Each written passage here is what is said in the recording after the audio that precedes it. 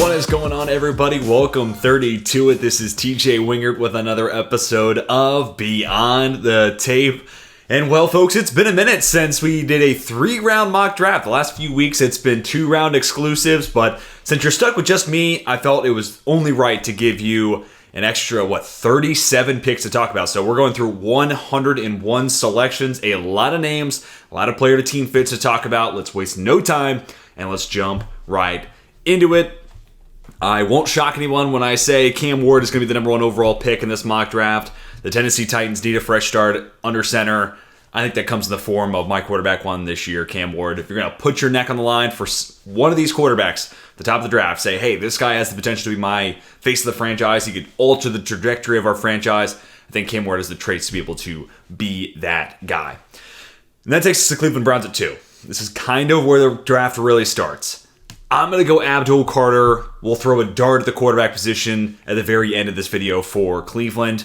It really could go both ways, but the more time passes, at least over the last 2 to 3 weeks, it really does feel like, maybe Shedeur Sanders is not going to be a top 5 pick. Might not even be a top 10 pick, and we're going to kind of explore where, if not in the top 3, where maybe the next spot is for Shedeur Sanders.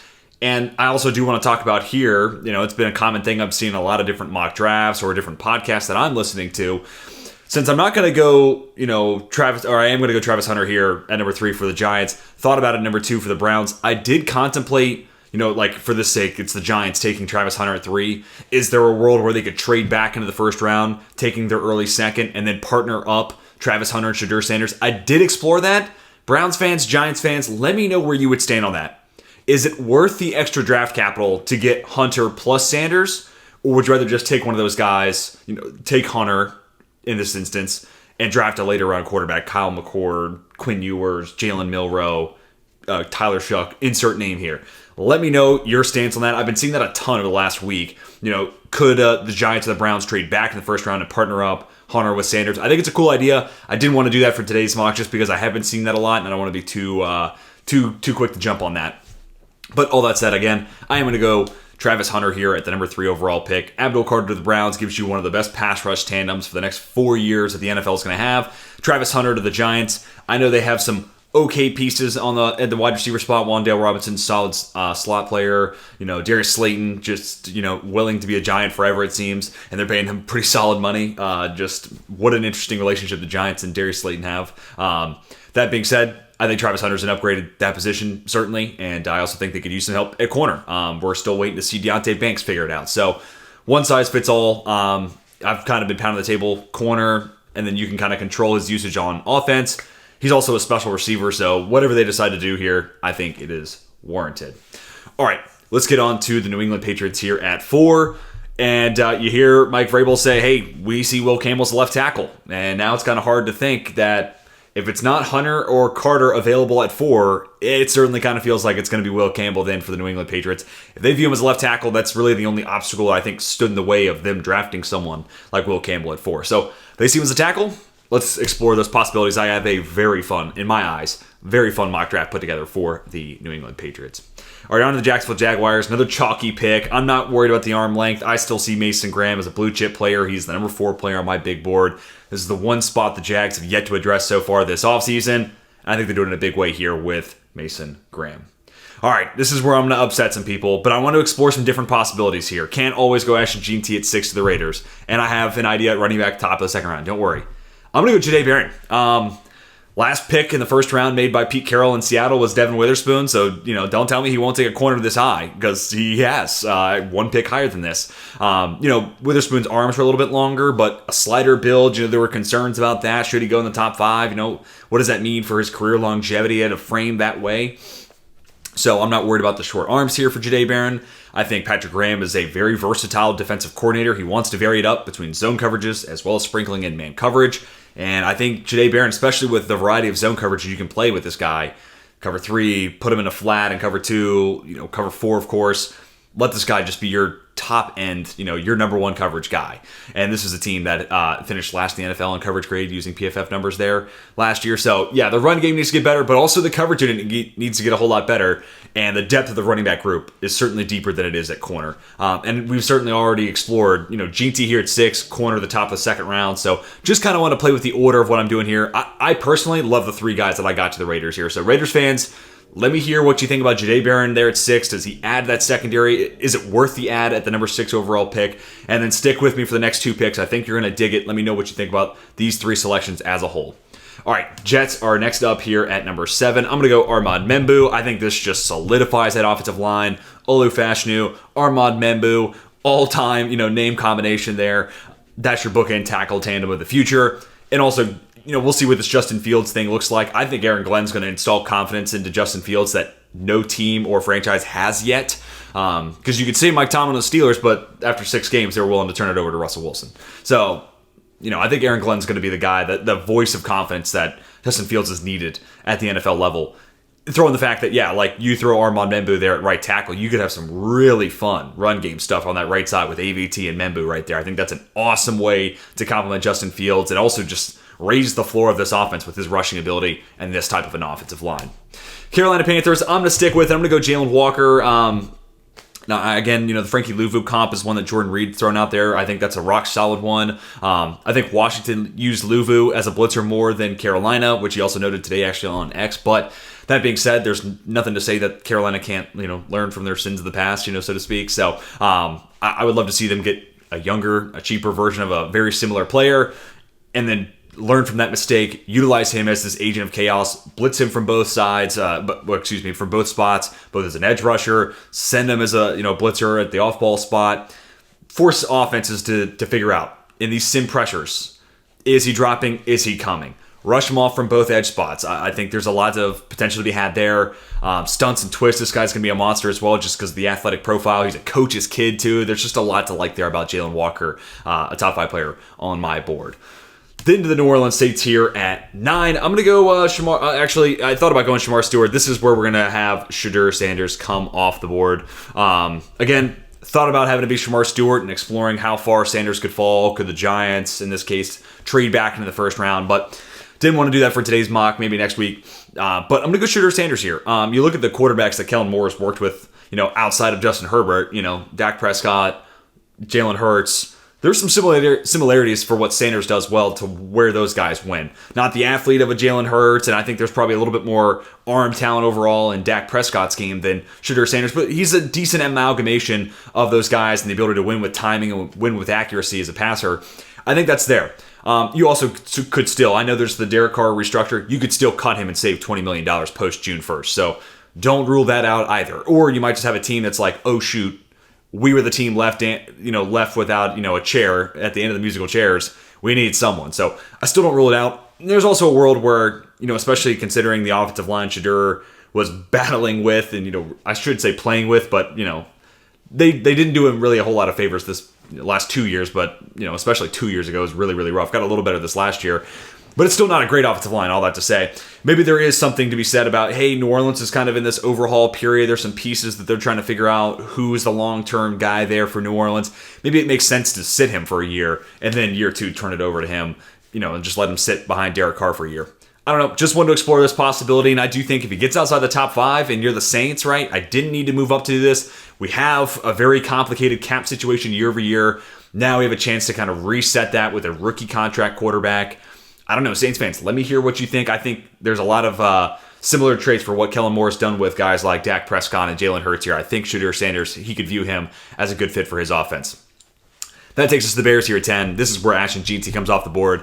Been a minute since I've gotten to explore this and pair up Jeanty with the Bears, but they've eaten their vegetables. They've made these big offseason moves specifically focused on the interior offensive line, but also, a shrewd move bringing in Grady Jarrett, Dayo Odedangbo, just kind of putting Band-Aids on their weakest spots of the roster so they don't have to shoehorn a fit here at 10. Instead, they can just go best player available, which in this case, it's also a luxury pick and one that would be a very fun addition for that Ben Johnson offense. Jeanty's the number 3 player on my board for good reason. He is one of my 4 blue chippers this year. This is just, I think this is kind of what Bears fans and that fan base overall really wants to see happen.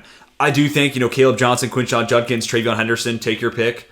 one of those three guys at 39 or 41 is awesome value too. So you don't have to go GNT here. You could go Shamar Stewart. You could further, go into the offensive line if you really like Josh Simmons, if you really like Josh Connerly. You could go that route too. But for today's video, I'm going to go with Ashton GNT here at 10 and explore what else they could do with those other picks throughout the rest of this video. Speaking of Shamar Stewart, this is going to be the spot where I have Shamar come off the board. And it's not going to be the last defensive lineman we actually give the 49ers. You look at that group on paper right now, or look at it on our lads, I should say. It's Nick Bosa and not a whole lot else. And I've said this in the last couple of mocks. Oh man, Shamar Stewart could be a good fit here. And a big reason why I'm intrigued by this player to team landing spot is Chris Karusik. He is just known around the league as one of the best defensive line coaches in the NFL. So giving him this guy with an explosive first step, an abundance of power, long arms, great run defender, led A&M in pressures last year. I know it's only 1.5 sacks, but he led the way in regards to pressures with 39. So there's disruption, just not finishing plays and getting that type of production. But a lot of traits for Chris Karusik to work with here, and it's a defensive line that needs some pieces added to it. So I really like this fit, and I like it for the upshot of what Shamar Stewart could potentially be as a pro, getting to work with Chris Karusik. Then we get to the Dallas Cowboys here at 12. I'm going to have Ted McMillan come off the board here. He may be better at the next level as a power slot, and I do think there's some flexibility you could have there, moving him inside and out, moving CeeDee Lamb around as well. But I also think there's enough there to think he's your X receiver of the future. I think he separates just enough to where I'm not worried about it. I think there's enough long speed to partner up with great body control, a pretty wide catch radius. Consider, his arms are, a little bit shorter than someone like a T. Higgins. I think he makes up with that. Some of that's just the vertical and the ball skills in and of itself. So I think this is an X receiver you can play on the outside, but you could also, if you're Brian Schottenheimer, get creative with how you want to move around CeeDee Lamb, how you want to move Ted McMillan potentially into the slot. So a lot of possibilities here, but wherever McMillan fits into the mix, inside, outside, whatever on the line of scrimmage off of it, number 2 receiver in Dallas is a big-time need. I think Ted McMillan alleviates that need here at 12.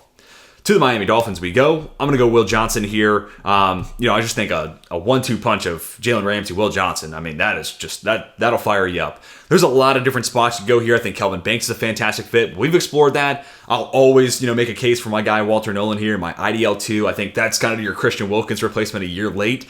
But nevertheless, that's secondary. Again, look at it on our lads. Look at it on paper. It's a unit that leaves a lot to be desired. And Jalen Ramsey getting up there in age, I think it'd be wise to go ahead and replenish that group. Will Johnson, CB2 off the board, and he goes to 13 to the Miami Dolphins. And this is a layup pick. Colts fans, I'm giving you Tyler Warren. I know it feels like most Colts fans would sing the praises of Chris Ballard, and this would be like a home run hit here. But I also know some Colts fans who are like, tight end's not really our biggest need.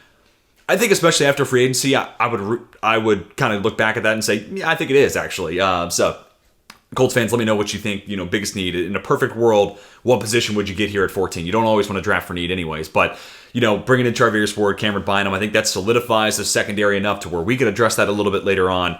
Add a Tyler Warren. I think there's reason to believe he'll be a better blocker at the next level. He already showcases some high-end potential there. It's not always consistent with his blocking tape, but a great seam runner, a guy who can run over the middle of the field, great yak weapon, enough route running potential, just a great athletic profile dating back to, former baseball player, former basketball, just like a great background in and of it itself. And you see that athleticism at Penn State.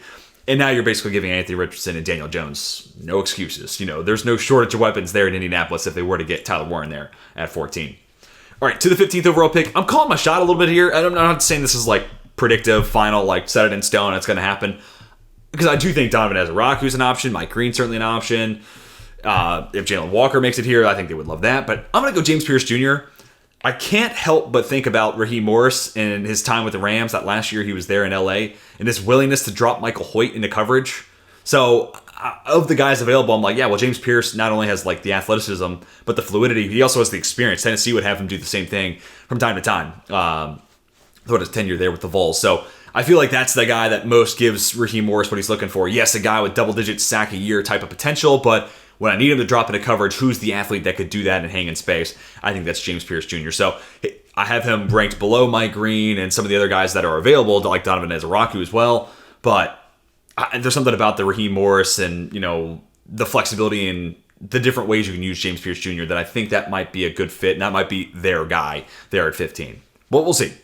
Cardinals are next up at 16. I'm going to go back to Kenneth Grant here. I know they brought in Dalvin Tomlinson, but I think that's the short-term answer. Again, kind of a Band-Aid fix. We're just going into the draft not needing specifically one position, but I think Kenneth Grant basically gives you someone for Dalvin Tomlinson to hand the torch to, if not someone who could be better than him by the end of that contract. It's only a 2-year deal, but by year 2 of Kenneth Grant, he might be better than Dalvin Tomlinson. But we'll see. It's going to come down to what he is as a pass rusher. He runs a little hot and cold at Michigan, but NFL-ready run defender, awesome athlete, good power in his frame, awesome power, really, I should say, in his game. So, yeah, I think this is an absolute slam dunk fit to bolster the middle of that defensive line long-term in Arizona. Bengals, you're next up on the clock. This is where I'm going to have Mike Green come off the board.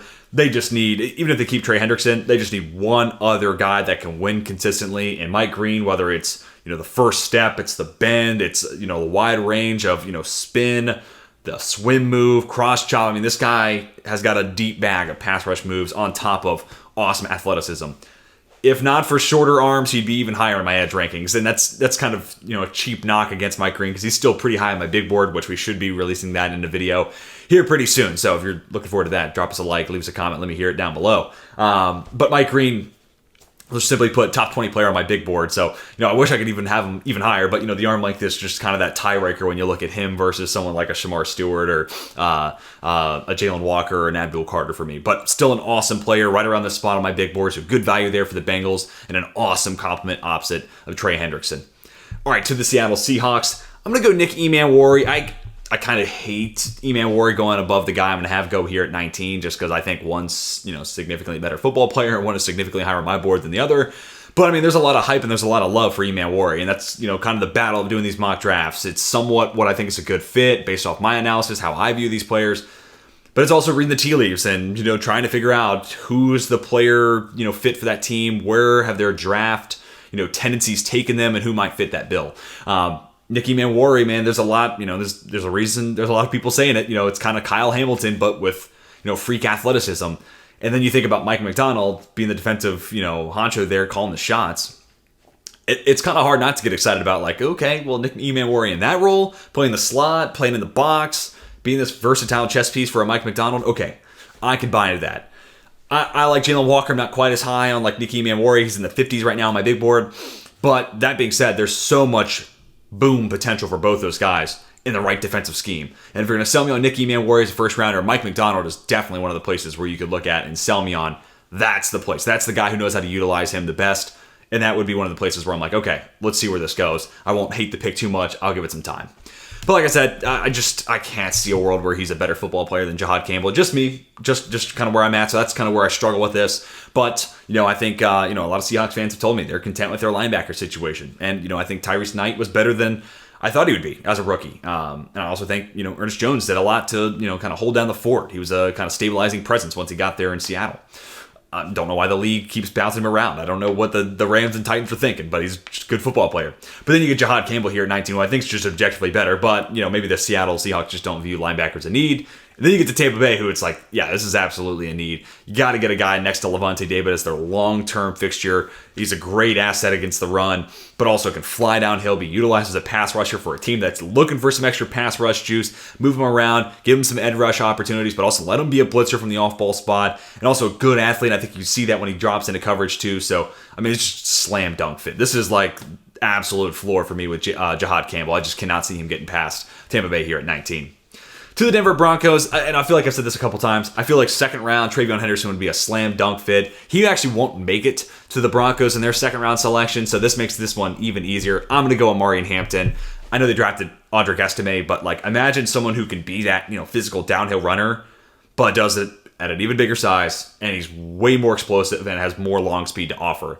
Not to mention a very good pass protector and a very viable pass catcher as well. So I think Jaleel McLaughlin, Amari Hampton, that 1-2 punch for the foreseeable future in the backfield of Denver, that pumps me up. And this is just a great guy to put in the backfield right next to Bo Nix, not only just because of what he'll do on early downs as your runner, but this guy being that last chance to pick up that blitz against Bo Nix. I think that's a great way to reinforce your second-year quarterback who already exceeded a lot of people's expectations as a rookie.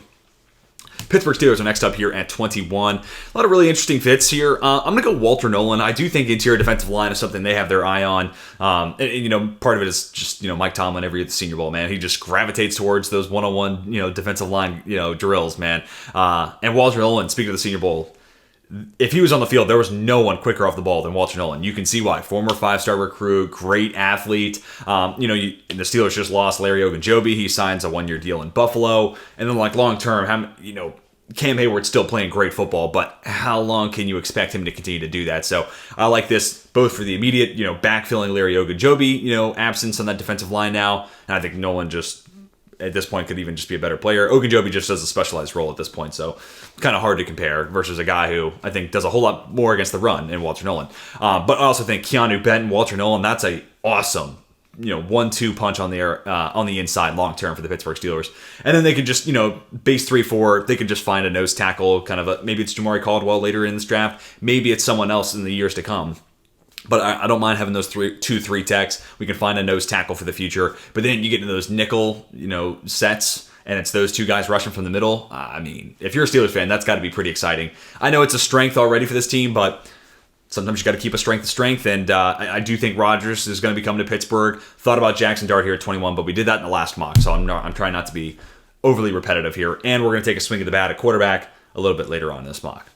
This was actually also the spot, just to harp back on this real quick. I was going to have the Giants trade with the Pittsburgh Steelers, and the Steelers' mindset was going to be, hey, we're down a second-round pick because of the DK Metcalf trade. Rodgers is here. We're cool waiting on a quarterback. We'll trade back, and then the Giants, of course, come up. Not only do they get Travis Hunter, they get Shadur Sanders, and then the Mara family's like, yes, the jersey sales, they're back. We're so back. So let me know, again, if you're a Giants fan, if you're a Steelers fan, let me know what you think about that hypothetical trade. To the Los Angeles Chargers here at 22. I think this is crazy to say, but double check the receipts. I swear, I don't think I've done this yet this cycle. I'm going to go Colston Loveland to the Chargers. I've given him Kenneth Grant. I've loved the Amari and Hampton fit here, but I'm pretty sure I've not done Colston Loveland, despite the obvious Michigan connection, but just one more smooth route runner, just a guy who can get consistently open to make life easier for Justin Herbert. I think this guy working underneath, intermediate parts of the field. He's got plenty of savvy to get open against linebackers and safeties alike. Great frame, too, 6'6" against a safety. Come on now, that's awesome. And then Ladd McConkey is this guy who just wins at all three levels as a route runner, but has the long speed to push safeties back, opening up the middle of the field for Colston Loveland that much more. It's just a great symbiotic relationship between those two pass catchers, and I think it makes life that much easier for Justin Herbert.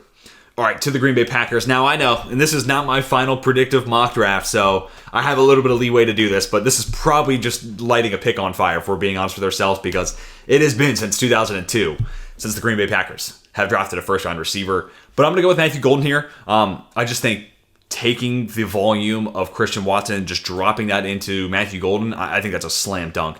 I don't think he plays 4.29, but he ran a 4.29, and that's all teams are going to have written down. That's going to be in their notes. That's going to be what they base the evaluation off of. So long speed, so you get that deep downfield threat that Christian Watson is, but Matthew Golden is so much better as a player in the air. And you see that in the college football playoff, a couple of crazy, ridiculous catches against Arizona State. This guy has that natural receiver ability to contort and make those tough grabs and adjust his body midair. Not everybody can do that. Matthew Golden can. Then you throw in his route running ability, consistently getting open, great ability to not only accelerate, get to top speed quick, but decelerate, stop on a dime, change the directions there too. It's hard not to get excited about this fit. It just comes down to, will Green Bay, will they ever draft a first-round receiver ever again? If they do it, I do think Matthew Golden is a very, very interesting fit.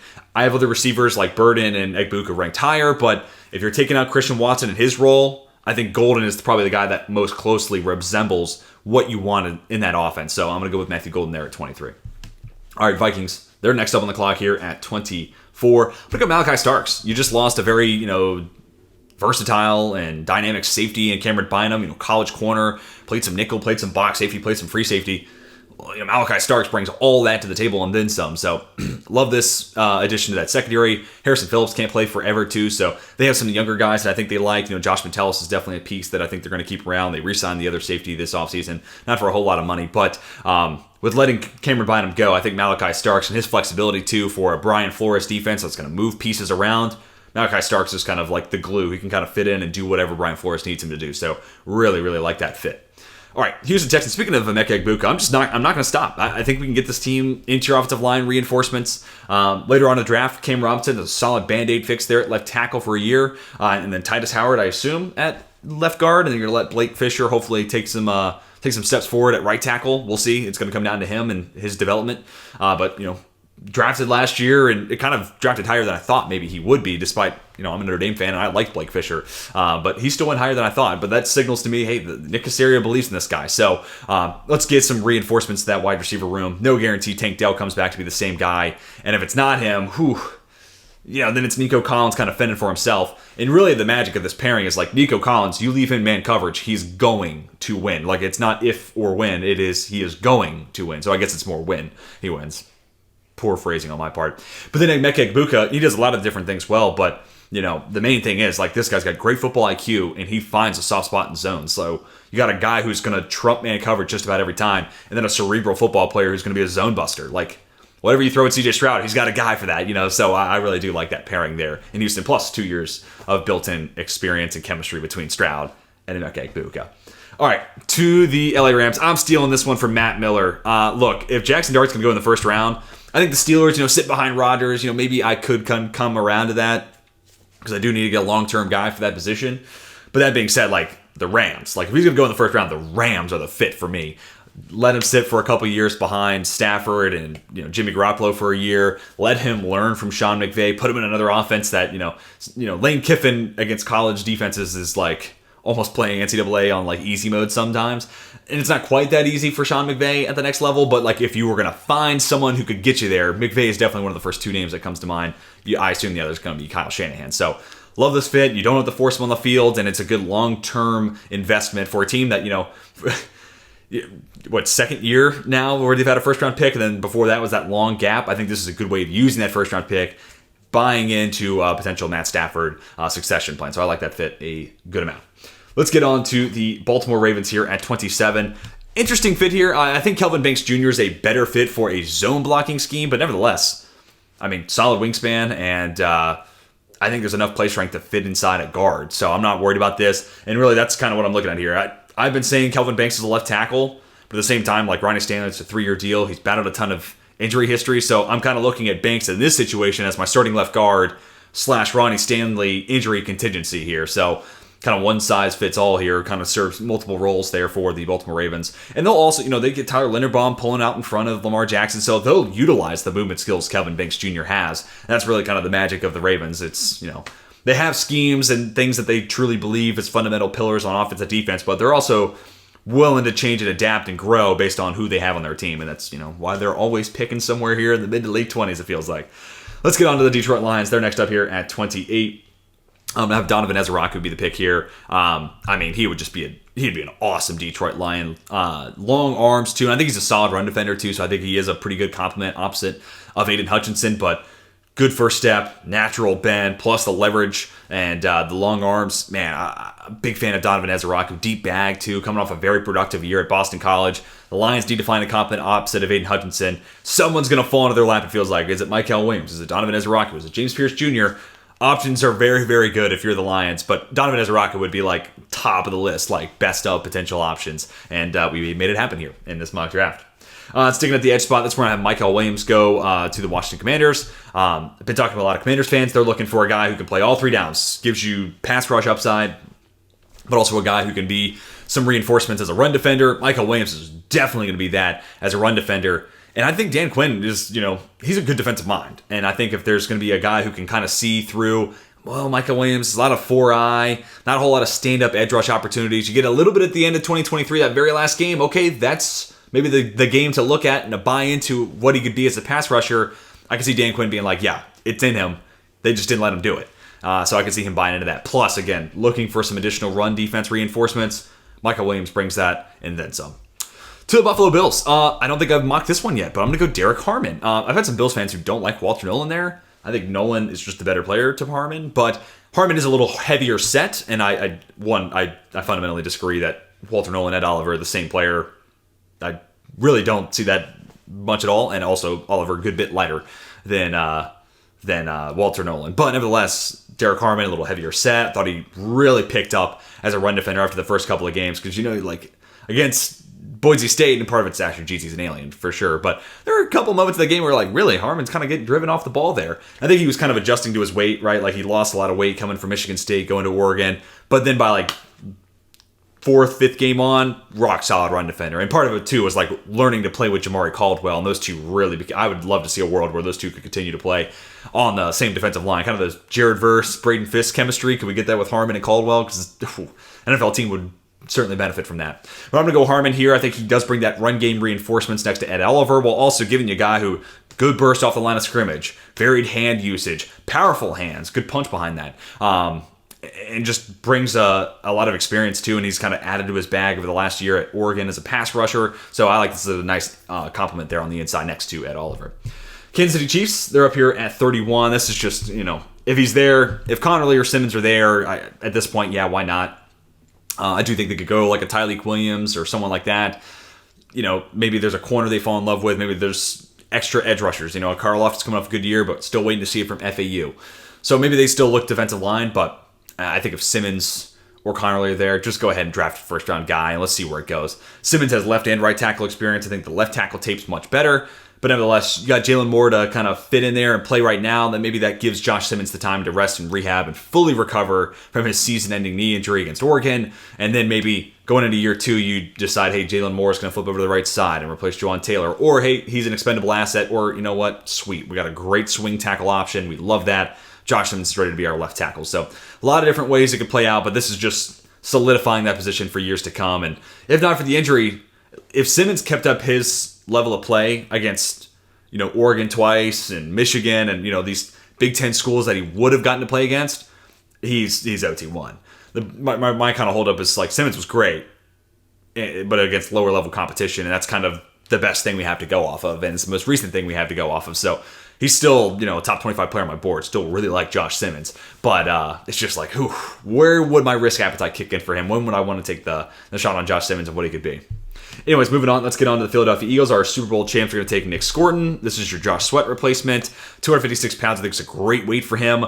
Let's get him back to as a stand-up rusher spot. While also, I think he gained a lot of experience of how to play the run at a sound level. It felt like that was the emphasis for Mike Elko's defense down there at A&M. Solid arm length, can win with power. But also, like this last year at A&M, it was a little disappointing, but there's a couple of spin moves on his tape where you're like, ooh, for someone who's 280, you're not supposed to move that nimble. So, going to the combine at 256, let's just say that's, the combine weight, his real weight's 265.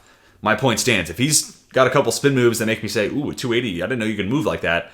What does it look like at 265? So this is like perfect landing spot for Philadelphia, and a great fit for what they're, looking to replace with Josh Sweat out the door. Great landing spot for Nick Scorton, not only for, rotation purposes, getting his body to the right spot at the NFL level, but also, Jeremiah Washburn, talking about one of the best defensive line coaches in the NFL, Chris Karuzik. Washburn is another one of those guys that immediately comes to mind. So throwing Nick Scorton into that mix is, it's hard not to get excited about that. As a draft fan, as a Scorton fan, and I'm not an Eagles fan, but if you are, that's a great fit.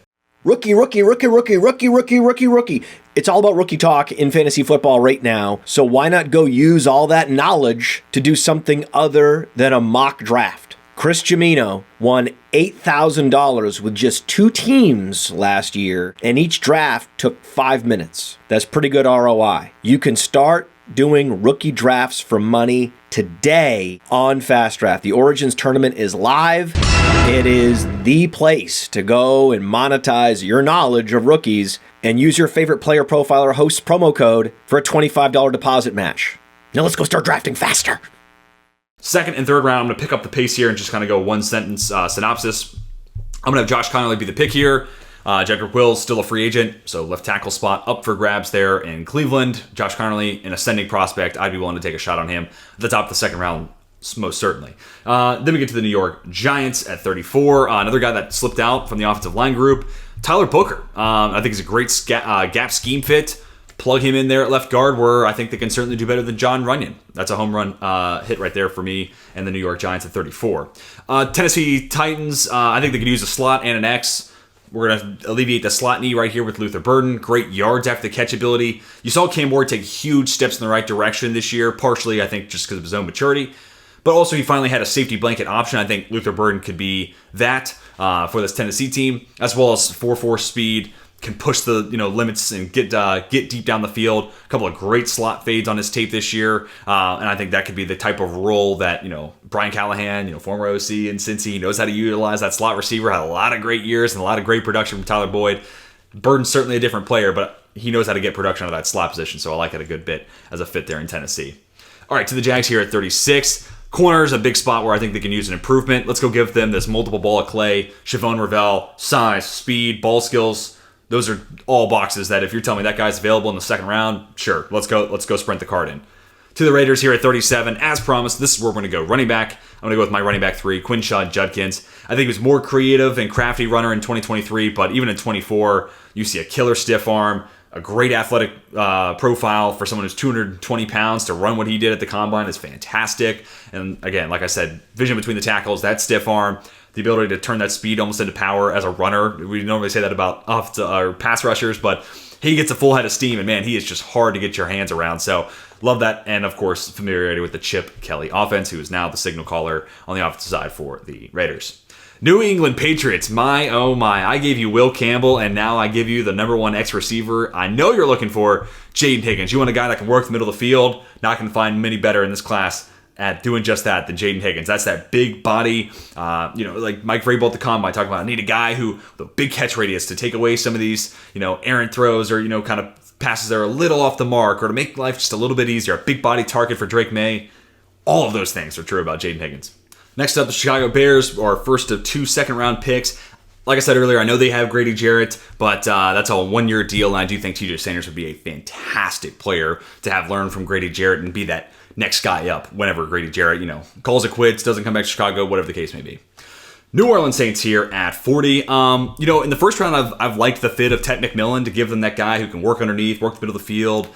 Let's go Jack Bash for a lot of the same reasons. I think just shifty enough, just enough of a yards after the catch guy, not really like shaky, but like can get upfield, and he's kind of hard to bring down just because of a tough physical body frame that he has, but can make those tough catches over the middle of the field. Just the word for Jack Bash is reliability. I think they got 3 guys that can get down the field: Olave, Brandon Cooks, Rashid Shaheed, who can fill in behind those guys, work the underneath and middle of the field. I think Jack Bash is a great candidate to do just that.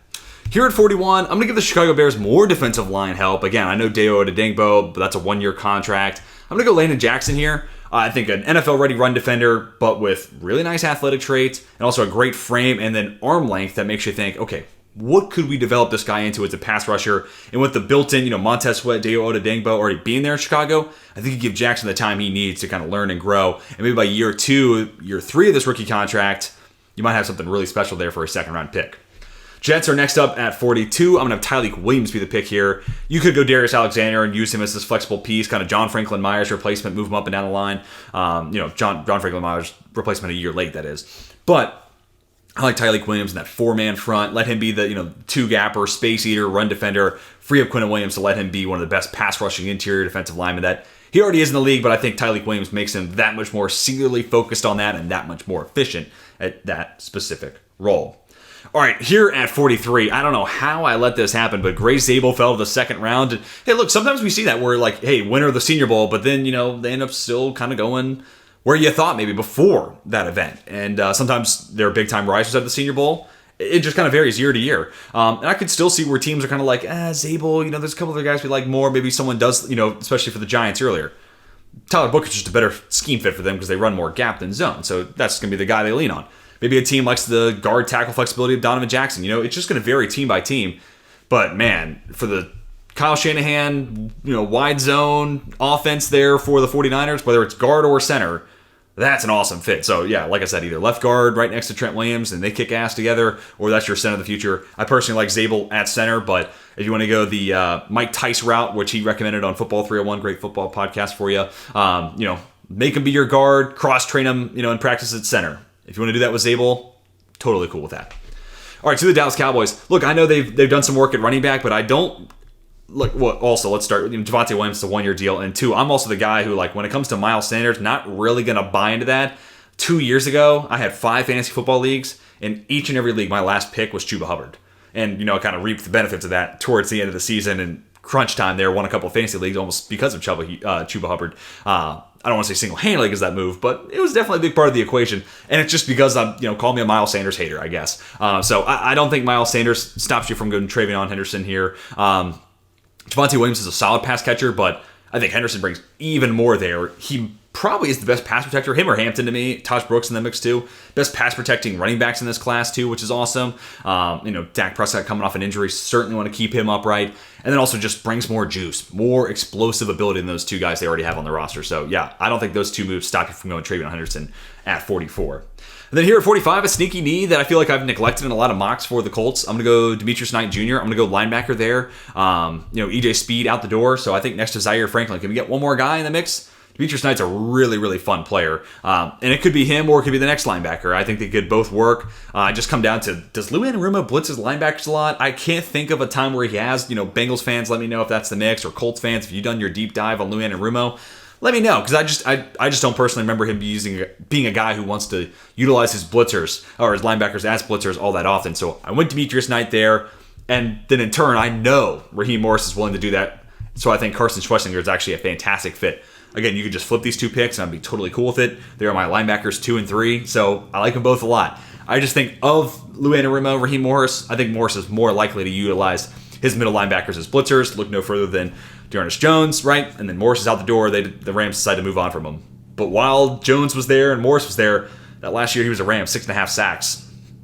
If you want a blitzing linebacker, Carson Schwessinger might be the best in the class. And that's saying a lot because Jahad Campbell is also a awesome pass rusher from the middle as a off-ball linebacker. All right, anyways, to the Arizona Cardinals here at 47. This is where, I feel like I do this every mock. And I've really, really wanted to put Donovan Jackson in the first round to the Ravens specifically as that potential Ronnie Stanley contingency, kind of like what we did with Calvin Banks. But in this one, I just got a higher grade on Banks, so I'm gonna lean into that. So it's another day where Donovan Jackson makes it to the second round, and the Arizona Cardinals get to scoop him up.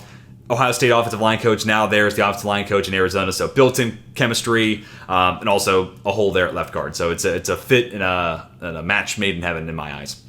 Getting the Dolphins here at 48. This is where I'm going to have Darius Alexander finally come off the board. This is your Christian Wilkins replacement a year later. Very quick feet, very quick hands, and you can move them up and down the defensive line, which is kind of nice considering they've had a lot of injuries across that D-line over the last couple of seasons. So I like the flexibility and versatility that comes with Darius Alexander on top of just playing at a position of need. Bengals are next up here at 49. I'm going to do something a little different. I'm going to go Omar Norman-Lott. So not only am I going to give you some edge rush juice, I'm going to give you some defensive interior pass rush juice. And look, Norman-Lott has averaged, and I mean averaged, 80 run defense snaps over his 5 years in Tennessee. That is absurd. The guy does not play against the run. But my oh my, just throw on the pass rush tape and eat some popcorn, folks. It is a fun, very fun watch, and I've been saying that for a while. He's been a top 64 player on my board for quite some time now, so I feel like now everyone in the draft space has really caught on to Omar Norman-Lott, but been on this wagon for a bit, and I just think that guy in the middle of that defense, you're going to really need B.J. Hill and Chris Jenkins to do their part as run defenders, but if they hold up that end of the bargain, Norman-Lott's going to get after the quarterback, and that might be one more piece that they're missing on that D-line, and really from that pass rush equation in general in Cincy. All right, man. I think Seahawks fans are gonna love me. I hope I'm right on that because I think I've cooked up an absolute heater for this mock. At pick number 50, I'm gonna give the Seattle Seahawks Jonah Savaiinaea. Keep him there on the West Coast. I like him there at right guard. I think Christian Haynes, his Senior Bowl snaps were better at the left side, so that's ideally where I'd like to keep him. Also with the Abe Lucas year in year out, how many games can he play? I think Savaiinaea could actually play tackle at the next level. I really do. Senior Bowl, athletic testing, I'm kind of seeing, hey, he's a good enough athlete to hold up at right tackle. Here we're going to play him at right guard, but in the case of an Abe Lucas injury, you just slide him over one spot, and then we'll figure out what that interior ends up looking like. So love that fit there for Seattle. Next to pick 51, I've done this for the last couple of mocks, so I hate to repeat myself here, but I'm going to go Alfred Collins to the Denver Broncos. I can see a world where John Franklin Myers is traded by the deadline. He just seems pretty unhappy there in Denver. And if you move on from Franklin Myers, I think Alfred Collins, a guy that can play just about any spot on the defensive line, NFL-ready run defender. Hard not to see the perfect kind of replacement there for JFM if he is indeed on the move from Denver. Back to the Seattle Seahawks. This is kind of tough, and maybe I should have flipped these picks just because if you draft a receiver here, people are going to be like, oh, this is the DK Metcalf out and then this person in, which is a lot of pressure to put on I like Manor here, but that's what I'm going to go with here. Big body, physical, can play the X receiver spot, which JSN, Cooper Kupp, those guys are not X receivers.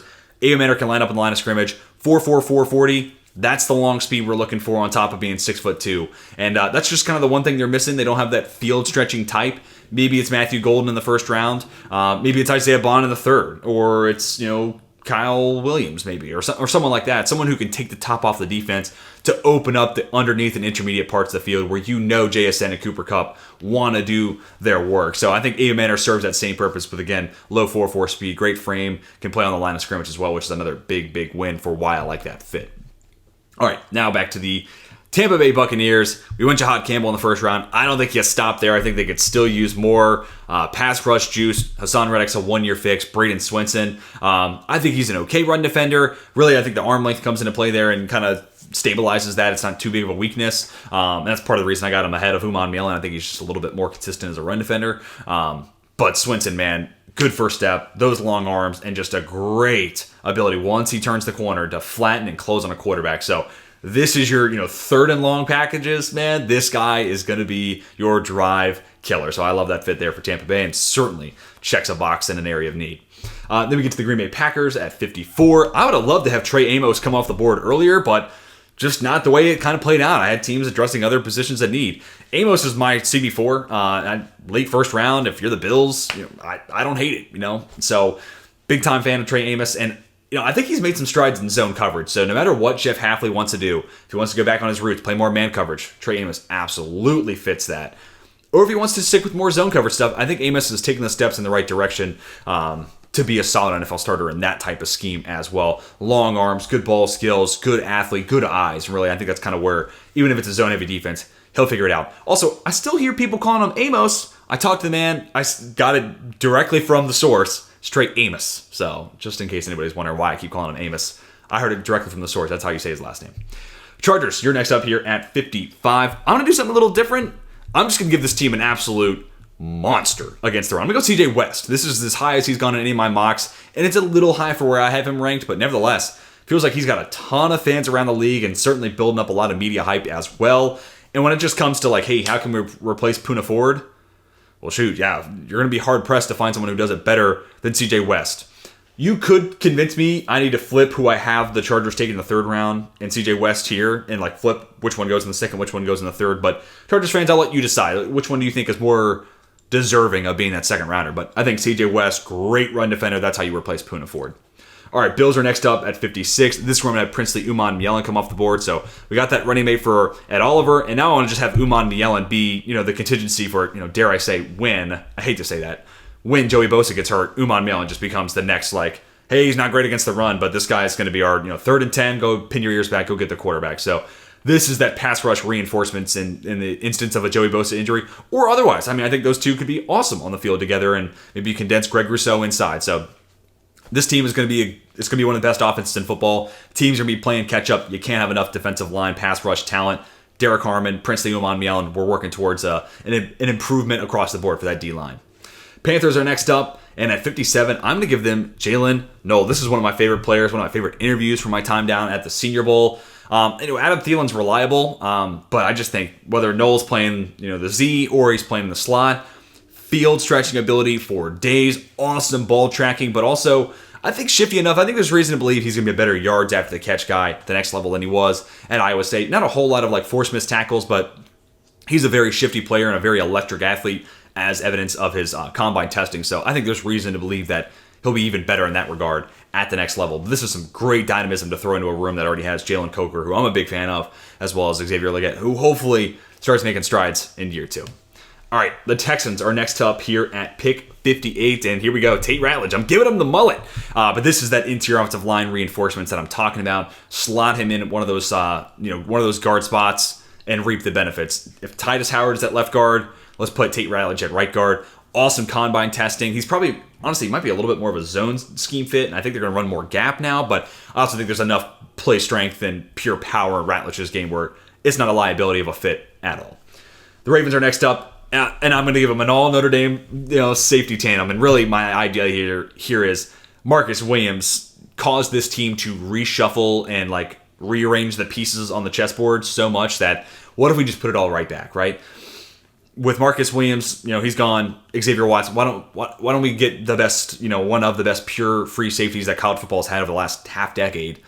Let him play that Marcus Williams role. Darius Washington back for a year, but we're going to play him in the box, move him all around. Maybe he starts to play a little bit in the nickel as well. But really, Watson free safety, Washington at the other safety spot, and then Kyle Hamilton moves back into the nickel. That moves Marlon Humphrey outside, and that backfills the opening left by Brandon Stevens signing with the New York Jets. So we're reshuffling those pieces, and Marcus Williams was the crux of the problem, why they had to reshuffle stuff. So now I'm just giving them another free safety kind of backfill that, get them back on track to where I think they wanted to be at the start of last season. Plus another Notre Dame Fighting Irish. Remember that secondary? What could go wrong?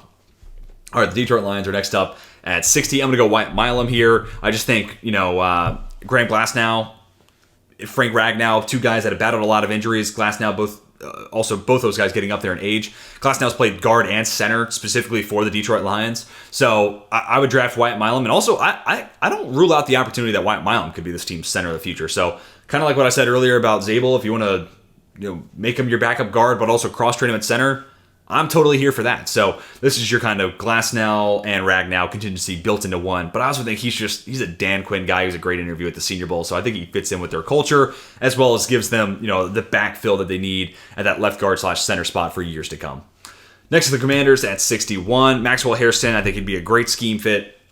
I think he's got some man coverage potential, but this guy really in zone coverage I think could be fantastic. Great long speed, but also fantastic click and close ability. Dan Quinn has become more of this man coverage corner, but his roots are in Seattle cover 3. So I think no matter what, Lattimore and Hairston, I think that's a great 1-2 punch there on the outside. Let's move Mikey Samberstill back to the nickel, and then that is just a stellar trio, I think, for years, the next couple of years at least, in Washington. All right, back to the Bills now at 62. I'm going to stay at the corner spot. I'm going to go Darian Porter. This is just, the team that's been looking for some additional corner reinforcements. They, I know they signed Christian Benford to an extension, very well deserved. But Porter and Benford as that 1-2 tandem on the outside, I think that's it. And they've been drafted, and I think they wanted Kyrie Elam to be this guy who's man coverage specialist, but we're going to teach him up zone. And I think they kind of still want someone like that who would has zone coverage feel, but if we needed to, we could run man coverage with. And I think Darian Porter checks that box. Everything about his size and arm length and athleticism, you're man coverage specialist. But really, his best tape is in zone coverage. So I think he really does check the box for what the Bills are looking for in another starting outside corner. All right, we're back to the Kansas City Chiefs. I'm going to go Aeneas Peebles here. I just think what Peebles brings to the pass rusher right next to Chris Jones, that is just going to be a handful for opposing interior offensive lines in specific. And, I'm cool with their edge group. Again, Karlaftis coming along. I think they got enough pieces there to kind of make do. They could still draft a guy. This is a great draft to go ahead and just throw a flyer in the 3rd, 4th round and see what you get out of it. But Peebles next to Chris Jones, that's a fantastic 1-2 punch. And I think you can move Jones around too. So Peebles, I really like that fit a lot in Kansas City. Philadelphia Eagles are next up here at 64, and I'm going to do it again. Cameron Williams, he's got first-round talent. It's just, he's raw. He's very, very raw. So you let him sit for a year or two behind Lane Johnson, let him go to Jeff Stoutland University, and reap the benefits in about a year or two's time. All right, into the 3rd round. New York Giants got a new name to bring to the table, and that is Vernon Broughton. I think he's a fantastic pass-rushing 3-tech to play next to Dexter Lawrence, who is almost always going to be your nose tackle. So arm length of Collins and Broughton, Broughton's probably got the better first step, and actually not probably. Broughton has the better first step between him and Collins, so I really like the pass rush juice he would bring right next to Dexter Lawrence. Back to Kansas City Chiefs once more. I'm going to give them a corner that I think really fits their type. Big, physical, compress. Azarie Thomas. Not the best pro day, specifically in the 40 for Thomas, but trust the tape, man coverage skill set. I think Spagnuolo will really like him. Christian Fulton's a player I like, especially when he came out of LSU, but that's a 1-year deal, so I would ultimately just make this a camp battle. Fulton versus Thomas. Whoever wins out, whoever's the better guy that week, that's who we're trotting out on the other outside corner spot opposite of Trent McDuffie. All right, Browns are next up here at 67. I had Caleb Johnson on the board too long, so had to make him the selection here. I thought about him or Dylan Sampson, but ultimately Jerome Ford, 81st percentile in the 40 back in his day, 4.42, I want to say, memory serves. But Caleb Johnson's not going to bring you that long speed, but great vision and a lot more power, especially at the goal line. So I think they complement each other really, really well. And Stefanski primarily zone, and that's exactly what Caleb Johnson, that's what the Iowa offense is. So I think it's a great scheme fit, and reason to believe that he'll be a better pass catcher at the next level. Iowa's, passing attack is it's interesting to say the least. All right, Raiders fans, here we go. I told you this is going to be an interesting one. I could have gone Ted at 6. I could have gone, Gene T at 6. Instead, we go Barron at 6. Boost up that cornerback room big time. He's going to fit in with everything Patrick Graham wants to do on the back end and how flexible and versatile he wants to be when calling those plays. Judkins in the second round, and now I'm going to give you that extra receiver to play on the outside in the form of Trey Harris. Got the big body archetype that Gino's gotten comfortable with DK Metcalf. He's not quite that big, but also Ole Miss guy too. That's kind of fun. But I think he plays faster than 4.54. Maybe it was 4.51 that second run of the 40, but I think he's got the speed to challenge over the top. He's got more wiggle and route running prowess than I think maybe he leads on. He's just going to have to expand the route tree. It's just I don't think he was asked to do a lot as a route runner, but I think there's reason to believe with the proper coaching, he can absolutely do it because there's nothing in the athletic profile that says this guy can't be a nice route runner at the next level. So size, speed, underrated nuance as a route runner. Yeah, at 68 for a team that needs an X receiver, sign me up for that. To the New England Patriots here at 69. Ramondre Stevenson battling a lot of fumble issues. I could see a world where they're ready to move on from him too. And like Antonio Gibson, inconsistent vision, nice pass catcher.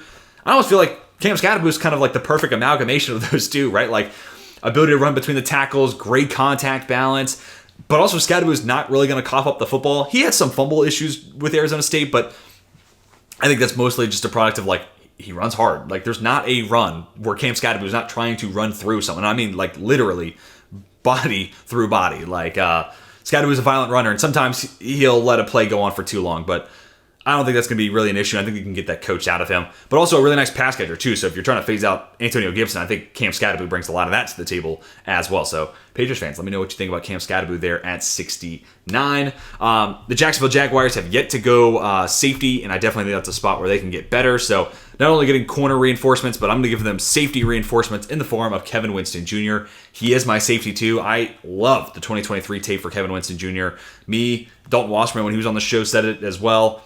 He might be the best tackler in this draft class, bar none. And with what the Jags fans have seen from the safety spot with guys like Darnell Savage and Andre Sisco, I think specifically a guy who's a sure tackler like Kevin Winston Jr. is a guy that they would love to see down in Duval. All right, to the New Orleans Saints here at 71. We've gone Shadur Sanders. We've gone Jack Besh. And this is really just kind of, holy cow, how did I let this guy continue to fall down the board? I'm going to go Ariante Ursary. Saints fans, this might be where I lose you a little bit. Hopefully I haven't lost you already, but Ariante Ursary, I think, is just kind of best player available. Hey, this guy fell here, and it is a position of need. Let's see what we could do, and you got to play this two ways. Ursary could move inside to guard. I don't know if he has the hip flexion to really do that, but he also could flip over to right tackle. I think that's a possibility. What I would personally do, I would play him at left tackle. Hey, Fuaga, we weren't planning on doing this, but the board kind of played out in a nice, advantageous way. He's a good scheme fit for us.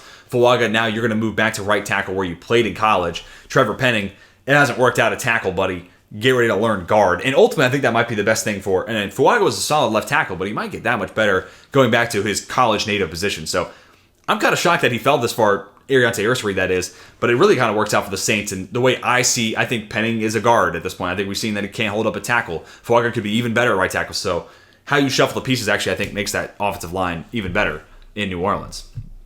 All right, back to the Chicago Bears now at 72. With Keenan Allen gone, I just wanted to give them one more guy who could get consistently open. I thought about Xavier Restrepo, but with his 40, I don't think it's a real 4.8. I think he did actually pull his hamstring. But nevertheless, I'm going to go with the hot name in the wide receiver community. I have two guys at the receiver spot who I have ranked higher going after this, but like I said, the buzz is there for Kyle Williams. Long speed for days.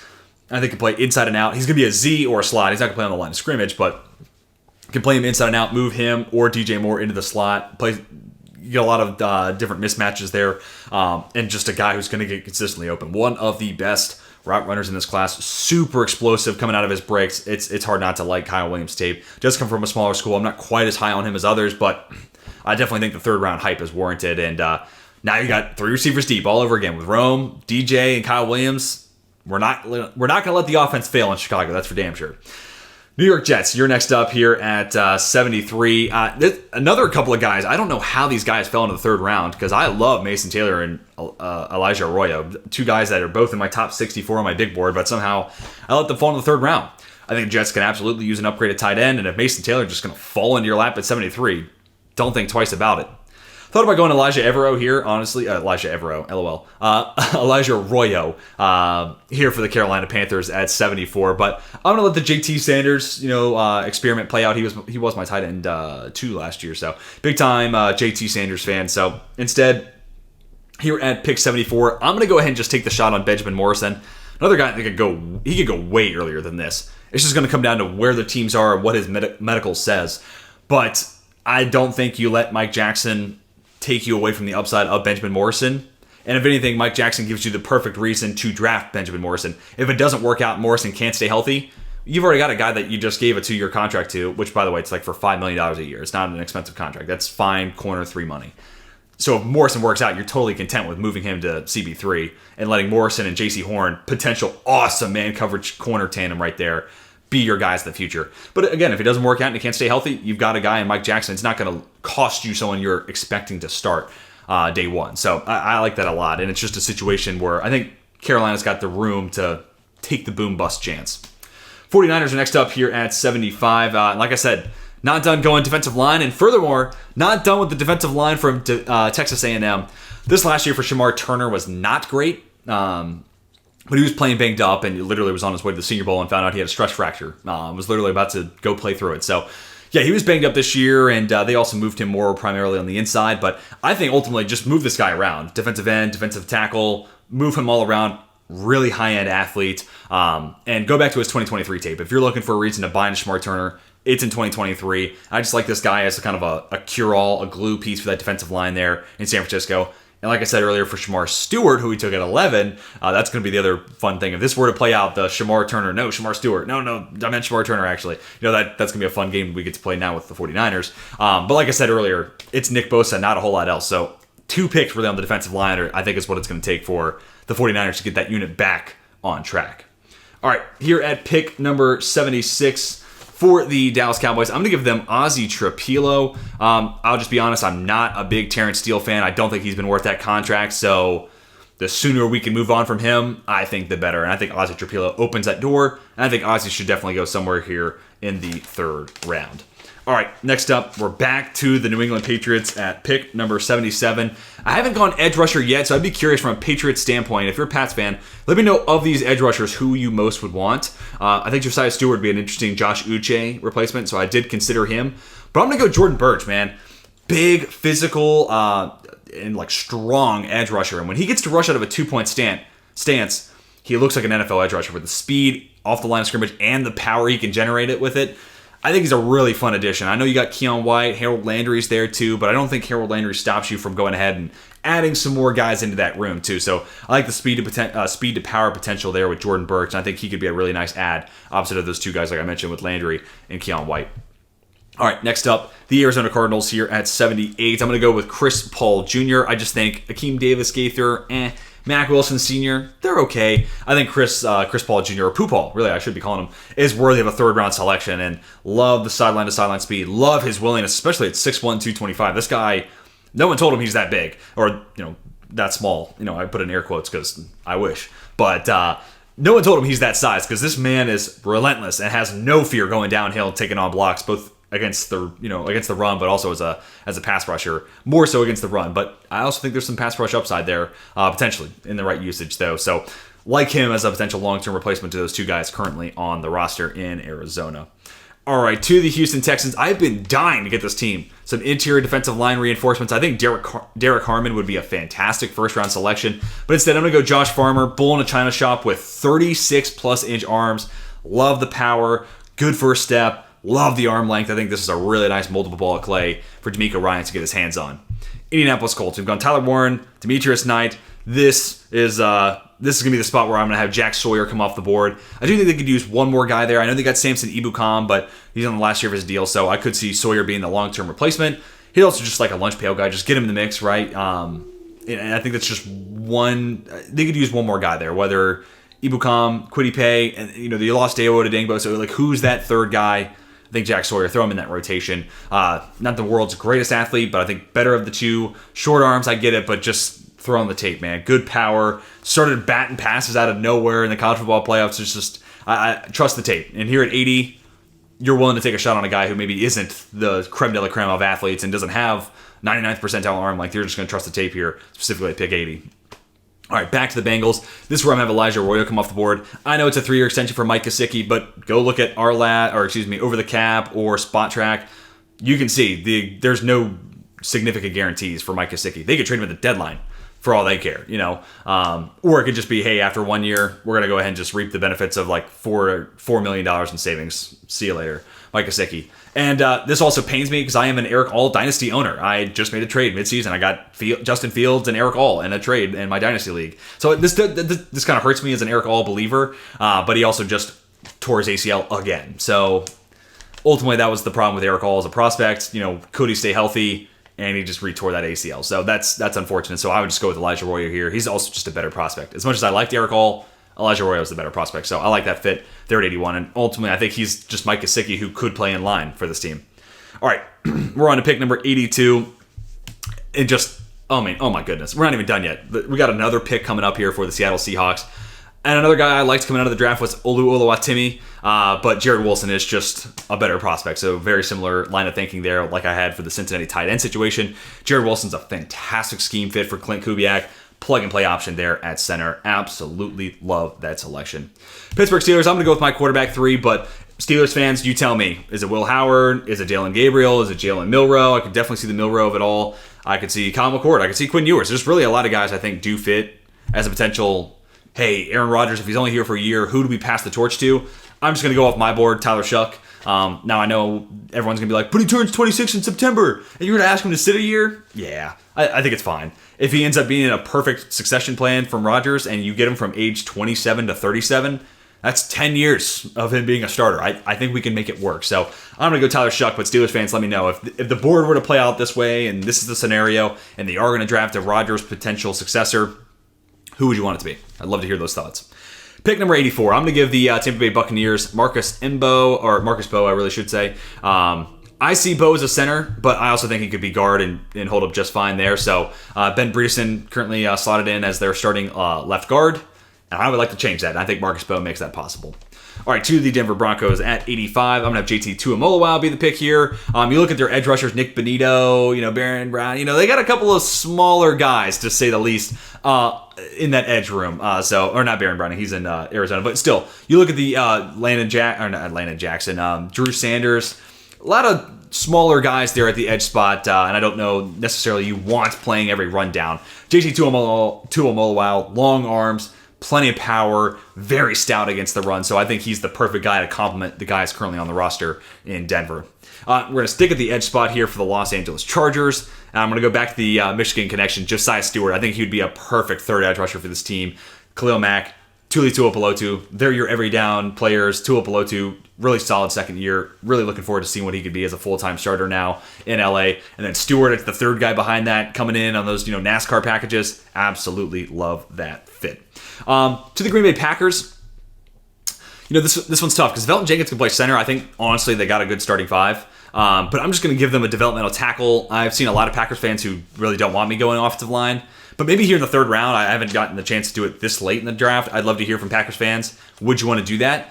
And Charles Grant, he's going to be the one guy. And I hate doing this, but he's going to be the one guy when we get to offensive line rankings. He's going to be in my tackle group, my guard group, and my center group. I think he could play any of those 3 positions. I'd get him into camp, and then ultimately it's going to be based on the team's evaluation. Do we see him as a tackle, guard, or center? But I'd just get him into camp and play him all 3 spots and see where he feels most comfortable and where he plays the best. You plug his mock draftables in at center, and he's 80-plus percentile athlete across the board. At guard, he's 80-plus percentile and then 65th percentile arm length. And then, or actually, he might be even higher. It might be 75th percentile.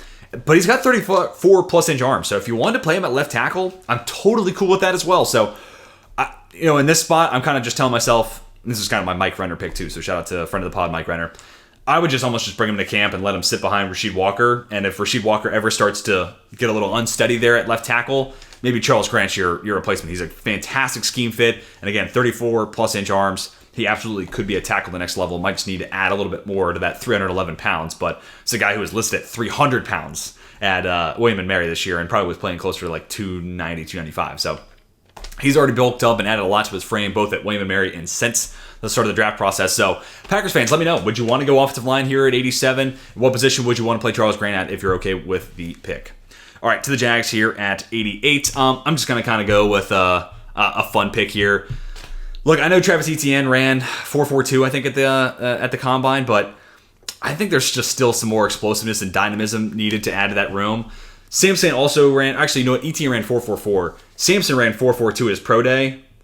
I'm going to go with RJ Harvey, though, and he ran 4.4. So Harvey or Sampson, I'm totally cool with it. They both fit with Liam Cohen's scheme, but RJ Harvey, I know everyone's talking about him. He's like, oh, that's the perfect day 3 running back, and he might be, especially considering his size. He's not going to be a great pass protector. But, dude, as a runner, the vision, the quick feet, the make you miss in a phone booth, plus the long speed, 4.4 at the combine, like, this is a home run threat in the making. And I just don't know if Travis Etienne has lived up to that first round potential. So maybe it's RJ Harvey and Tank Bigsby long term there in Jacksonville. Or maybe you move on from Bigsby and it's Harvey plus Etienne. I like it a lot there. So, and I think Harvey's worth going to the third round, honestly. Like, you get into the end of the third and it just comes down to what running back's your flavor. I have Sampson rated higher, but I could totally see a world where it's RJ Harvey on a team's board ranked higher. So, like both those guys, think they're both scheme fits. So, Jags fans, let me know what your preference would be. Sampson versus RJ Harvey. All right. Speaking of Dylan Sampson, I'm going to have him go off the board here to Houston. Again, I think they're going to run more gap, but you still look at the infrastructure there, and it might still end up being zone, right? Like Cam Robinson coming from Minnesota. They were just running a lot of zone with Kevin O'Connell's offense, and Joe Mixon, typically a zone running back. So I think there's going to be a blend there. It's just, kind of hard to tell with the new offensive coordinator coming in and, roots in New England, roots in LA, and they become gap schemes. So it's just kind of hard to read the tea leaves there. But if they are sticking with zone, I think Dylan Sampson's a fantastic Joe Mixon, long-term replacement at that position. Love the big playability. I think there's reason for him to continue to grow as a third down player too, specifically as a pass catcher, because there's not a whole lot of reason for me to think that he's bad at it. He's just kind of a one-year starter at Tennessee and just didn't have the opportunity to learn and grow and improve on the fly.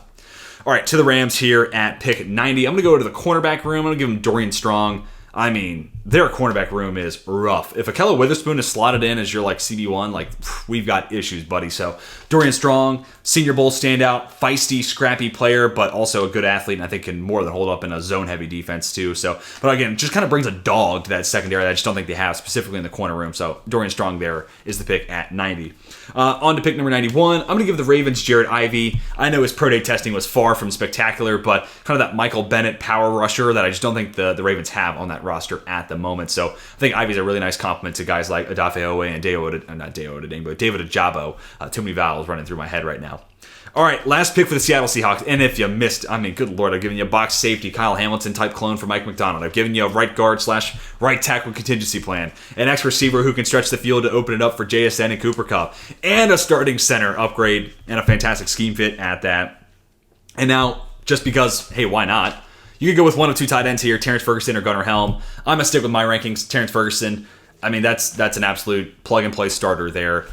Good, solid inline blocker, fantastic against zone coverage, knows how to find those soft spots, and a pretty solid yards after the catch guy because of his frame. And he's just got enough vision to, kind of bob and weave through the defenses. So, Terrence Ferguson, I've just kind of described, he's like a B+ player across the board. He's just not going to disappoint you at anything. So, love that, and just sheesh. What a haul we've given the Seattle Seahawks. In my mind, I think I crushed it, but Seahawks fans, I'd love to hear what you think down below in the comment section. All right, to the New Orleans Saints. Alontae Taylor's coming off a year we had a, no typo here, 35 coverage grade. Let's fix that. I'm gonna go Jacob Parrish there. I think they're cool with not Alontae Taylor, Kool-Aid McKinstry and the other corner, not Paulson Adebo. Shoot, I can't think of their other outside corner's name. They also got Yadin back, but that's on a $3 million deal. But nevertheless, I think they could use an upgrade there in the nickel, and I think Jacob Parrish is exactly that. Then we get back to the Cleveland Browns. This is going to be our quarterback throw the dart. So Browns fans, tell me who you would want it to be here at 94. Milroe, Howard could be interesting, low moving costs. But I'm going to go with Quinn Ewers. Could also be Kyle McCord. I could totally dig that. But I'm going to go with Quinn Ewers. Something about the under center play action experience. A lot of play action in that Stark offense. I could see where Kevin Stefanski's like, yeah, that's the guy. I just think Ewers is too much of an arm thrower. Doesn't use his legs nearly enough. That's why balls will just kind of die out on him. But Kevin Stefanski's a good offensive-minded coach, and he's had a lot of great success working with a lot of different quarterbacks. So maybe he's the guy to try to get through to Quinn Ewers and see if we can fix that up, because a couple tweaks and Quinn Ewers could be an absolute steal here at 94. I really do stand by that. A lot of great development of quarterbacks. There's just a lot of development that needs to be done with these guys, but a couple of years and you might have something there then. All right, we're back to the Kansas City Chiefs once more. A couple of different interior offensive linemen I thought about going here. I know we got our left tackle of the future, but I don't see Simmons as a guard whatsoever. Willie Lampkin, I think of him as a center, and I'm not going to go quite as high as 130. Luke Handler's going to go off the board here in just a couple of minutes. Dylan Fairchild, I don't think is insane. Miles Frazier, very good pass protector. And he was a good standout at the Senior Bowl. We had some teams asking for him to play right tackle, so that's very, very interesting. But I'm going to go with Jalen Rivers, another guy that kind of got forgotten as a Senior Bowl winner, but long arms and just absolutely stout in pass protection. I think you plug and play him at left guard. So now we've got Simmons kind of waiting in the wings to be your left tackle of the future, but Joe Thuney's gone. Who's going to play that left guard spot? It's going to be Kingsley Suamataia, but what if that doesn't work? If I'm the Kansas City Chiefs, I don't want to find out the answer to that question. So I'm going to draft Jalen Rivers, let him be my Suamataia contingency, / if anything were to happen to Trey Smith, Miles Frazier, Jalen Rivers, either one of those guys I think would be an awesome option here to shore up and make sure pass protection on the inside is not going to cost you this season. All right, back to the Philadelphia Eagles. Once again, I'm going to go to the interior defensive line. I'm going to go with Jordan Phillips, just backfilling with the loss of Milton Williams now in New England. So looking to backfill that spot and an opening on the defensive interior. I think Jordan Phillips is a really solid run defender and a good guy to add into that mix next to Moro Ojomo and Jordan Davis and Jalen Carter and a bunch of studs they already have. All right, now to the Minnesota Vikings. I do think Jalen Naylor's not like the worst third receiver, but like, could they get better? So I thought about Jalen Royals here. Tez Johnson's a fun one. But I have Isaiah Bond ahead of Kyle Williams in my personal rankings. They're right next to each other. They're 12 and 11. 12 and 13. But I'm not ready to quit on Isaiah Bond. And I think specifically like his suddenness, change of direction could be a really interesting asset. In the red zone, we saw Texas do that, especially early on when he was still kind of their primary number one receiver. A couple touchdowns against UTSA where one of them was just this great Devontae Adams kind of bring him to the line of scrimmage, start. At the start of the, as the height comes in, he's sprinting back the other way, back towards the boundary again. And he's wide open, just like I've seen 1,000 what feels like Devontae Adams touchdowns like that in Green Bay. But also like play action heavy offense, you let Isaiah Bond get deep down the field and snap on a dime at the top of a route, there could be a whole lot of big plays waiting to happen for J.J. McCarthy and Isaiah Bond. So I think he's a really nice scheme fit. And worst comes to worst, he's just battling with Jalen Naylor, and maybe Naylor becomes someone you can trade at the deadline. So I think it's just a really nice scheme fit. And man, keep a strength to strength. Now you're 4 pass catchers deep in that offense. You're going to win games with that offense, and then great schematic, great scheme really from Brian Flores. And they made a lot of investments on the defense. So I shouldn't say they're just going to win with offense. I probably talked too long for this pick. But nevertheless, I like Isaiah Bond there. But Vikings fans, I'd love to hear your thoughts here. Where would you go if not receiver? All right, Miami Dolphins here at pick number 98. This is where I have Luke Kandra come off the board. He's a fantastic scheme fit for this zone blocking offense, and he's had multiple years of awesome PFF grades, but also I just really like the tape. Top 100 player for friend of the pod, Mike Renner. He's just kind of an underrated, rock-solid prospect that, late third, early fourth, I think he's going to make a team a very, very happy selection there. Then we get to the Giants. We haven't gone quarterback yet in this mock. Again, I thought about, could they trade back into the first round and get a guy? I think an awesome guy, not only because of the low moving cost, shout out to NFL SE, but Brian Daboll wants to run a vertical-based offense, and case in point, Russell Wilson and Jameis Winston are their quarterbacks on the roster.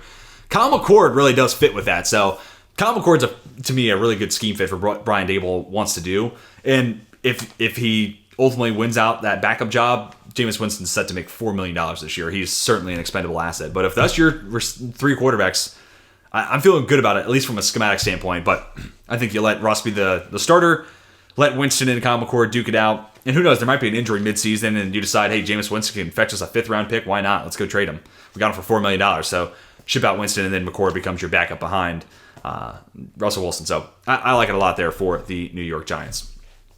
3 more picks, 2 teams from the NFC West. I'm going to go with, I could have gone with a couple guys here, but I'm going to go with Kobe Bryant. I did think Noah Williams would be a really interesting scheme fit. I also think Zoff Frazier could be a very fun ad, especially for a team that sees Tariq Woolen twice a year. Could they be willing to take a bite out of that apple? But I'm going to go with Kobe Bryant, just an absolute dog, just got that mentality through and through. Pretty solid in man coverage, and I think, in that quarters to cover 3, a lot of what Robert Saleh wants to do. He did sprinkle in more man coverage, and that was kind of Jeff Ulbrich too, once he took over as the head coach. Running a little bit more man coverage. You also have Sauce Gardner and TJ Reed, so you're going to run man coverage. So whether it's solid, becoming more man-heavy reliant, or he wants to get back to his roots, cover 3, cover 4. I think Kobe Bryant really does fit into that mix. I think that outside corner spot is a place where they could certainly get better. He also could be an interesting nickel player, which I don't hate whatsoever either. All right, we are back to the Los Angeles Rams here at 101. I would love to see a world where they could get Colston Loveland in the first round. We did that with Dalton Wasserman on the show a couple weeks ago. But if they can't, they get Gunnar Helm as that middle of the field, great yards after the catch option. I'm totally here for it. He was definitely hurt at the combine. He's a better athlete on tape for sure, and he's a work in progress as a blocker for sure. But I think he's got the willingness to grow and get better, and he's got the frame to at least hold up that end of the bargain as well. So this guy as your like Colby Parkinson replacement, middle of the field guy, seam runner, awesome yards out of the catch weapon, gets an easy offense for Matt Stafford. I really like that fit a lot. Another fit I adore for the Detroit Lions is Jalen Royals. This is my receiver 11, so I got him ahead of Bond and ahead of Kyle Williams. I'm a pretty solid believer in Jalen Royals, but imagine what Tim Patrick is in that offense, and Tim Patrick's back, but like now just imagine that being Jalen Royals, younger, cheaper, more explosive. Sign me up for that. And Tim Patrick's a great story, but I just think Jalen Royals, that's how you get an improvement at that spot, specifically with pick 102. Are you kidding me? Like that offense needs really any help.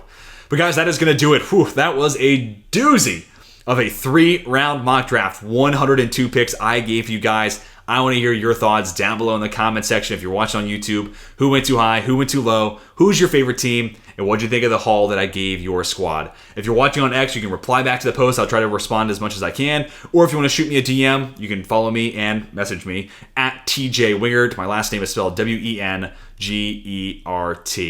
Once again, scrolling through so you can see each and every pick one more time. And I want to say thank you all for checking out today's video. If you enjoyed, hit that like button. Also, when you're seeing this, we might be past 1,000 subscribers, but we are knocking on the door of crossing 1,000 subscribers here on the 32 Beat Writers YouTube channel. So please do drop us a subscription if you enjoyed today's video and want to see more NFL content like this. Lots more draft content leading up throughout the rest of the month before we get to April 25th and the kickoff to the 2025 NFL Draft. So I hope you join us. Hope you hit that subscription bell. But that is going to do it for us. Hope you have a fantastic rest of your day. For 32 Beat Writers, my name is TJ Wingert, and we are signing off.